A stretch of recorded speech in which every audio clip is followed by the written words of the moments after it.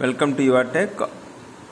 So in this video we will discuss the question ID 912 and 913. I request you all to subscribe our channel and also give your comment on the comment section.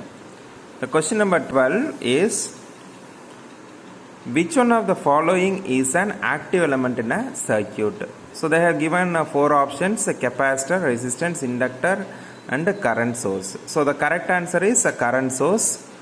So we know that there are 2 elements in a circuit. So one is called active element, another one is called passive element. So active elements, what they will do is they will supply the electrical energy to the circuit. The passive elements, they will receive the electrical energy and then it may convert into another form like heat, or it may store the energy. So if you take the resistance, it will convert the electrical energy into the heat energy, and the capacitors and inductors they are storing the energy. Capacitor stores the energy in the form of electric field, and inductors it stores the energy in the form of magnetic field. So the option 1, 2, 3, that is capacitor, resistor, inductor or the passive elements, and the fourth one, current source, is the active element. Very simple question it is. Okay, next one. So question number 913, the closed path made by the combination of several branches of the network is called as. Options are: first option terminal, second option circuit, third option loop, fourth option junction. So the correct answer is loop, option 3, loop. So here if you see the first terminal, first option terminal, it is nothing but the end of an element. So if you take the resistance, it is a 2 terminal device, it has 2 ends. So these ends are used to connect the another element. Okay, let us see the other terminologies. So consider this circuit. So here we will discuss what is node, what is junction, what is branch, what is loop, and what is network and circuit. What is the difference among the network and circuit? So very simple. A node, it is nothing but, if you see an element, if it joins, right, 2 or more circuit elements, right, it is called as an node. So a node of electric network is an equipotential surface at which 2 or more circuit elements are joined. So in this diagram, if you see the point A, the joining point A, it connects the 2 elements, so the E1 and R1. So it is an node. Similarly, the point B, 2 or more circuit elements. Here if you see the point B, it connects R1, R2 and R3. So it is also an node. So if you see the C, point C, it is also a node because it connects R3 and E2.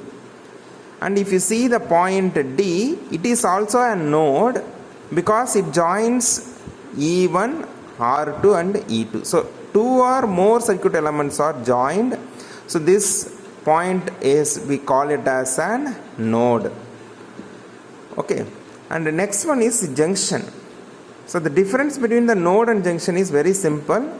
If it connects 2 or more circuit elements, right, it is called as an node. If it is 3 or more circuit elements, then it is called as an junction. So the point in a network where 3 or more circuit elements are joined. So the count, it should be more than 3, greater than or equal to 3. So here we could not say A as a junction because it connects only, or it joins only the 2 terminals. But if you see the point B, it connects the 3 elements, R1, R2 and R3. So it is a junction, right? if you see the point C, it is not a junction because it connects only two, that is R3 and E2. But if you see the point D, the joining point D, it is a junction because it connects E1, R2, E2. So three elements it is joined here. So the D is the junction. So according to this circuit, B and D joining points are called as junction. Next one is branch. Branch is that part of a network which lies between the two junction points. So here you should consider the two junction points. So two junction points are B and D. So what are the branches? It is a part of these two junction points. Here if you see BAD on the left side, it is a branch. Similarly BCD, it is a branch. Okay, similarly BD, it is a branch.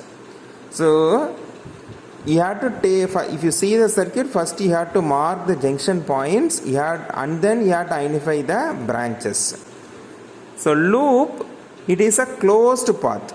It has to form a closed path of a network. So in this case, the closed path is A, B, D and A. That is one closed path. The second one is B, C, D and B. It is another closed path. The third one is A, B, C, D and again it is A. So it connects the outer most parts, right? Like R1, R3, E2 and then it comes back to E1. So this is what the another loop. So it should be a closed path of a network. Okay. So let us see the difference between a network and circuit. Network is used for the circuits containing passive elements only, right? And if you see the circuit it will have both active and passive elements. So networks, they will be having only the passive elements. Passive elements means it will consist only the resistance, inductors and capacitors. Resistors, inductors and capacitors, right? So active elements means it consists of both active element and passive element. Means it includes the energy generating sources. But there is no strict rule.